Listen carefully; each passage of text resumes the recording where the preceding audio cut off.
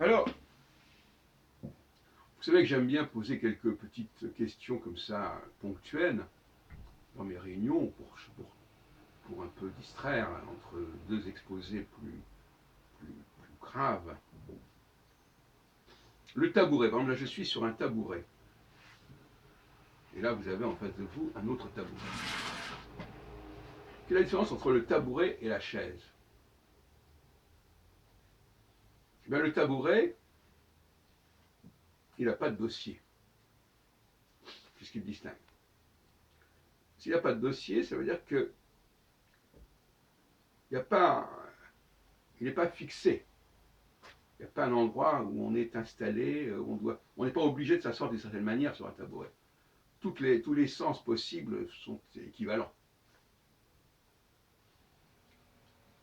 Et donc, quelque part, c'est préférable. Le corps est plus libre de ses mouvements et il n'est pas tenté de s'appuyer sur un dossier. Autre question, en passant comme ça.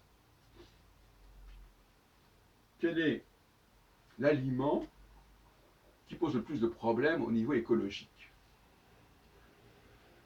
C'est-à-dire dont les emballages sont les plus difficiles à éliminer et les plus lourds, si on peut dire, comparé au produit qui est concerné.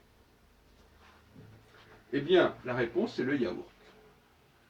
Quand vous achetez, par exemple, un pack de 12 yaourts, vous avez 12 emballages qui contiennent chacun un peu de yaourt, qui sont des emballages en plastique, je ne sais pas comment, oui, c'est pas du carton.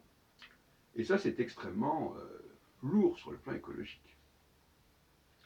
C'est pour ça que les gens qui mangent du yaourt, il n'y a pas d'exemple aussi lourd que ça. Parce que si je mange des bananes, bon, bah, les bananes, les épluchures, elles sont biodégradables, si on peut dire. Mais le yaourt, il prend, non seulement il n'est pas biodégradable, mais en plus il prend de la place.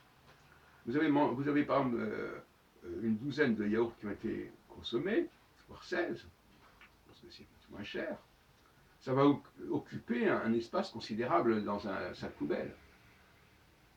Donc c'est un problème. Avant, les gens avaient des pots de yaourt qu'ils pouvaient laver, enfin, je sais pas, peu importe. Mais c'est quand même un souci euh, que je voulais vous signaler. Peut-être pour vous décourager de consommer des yaourts.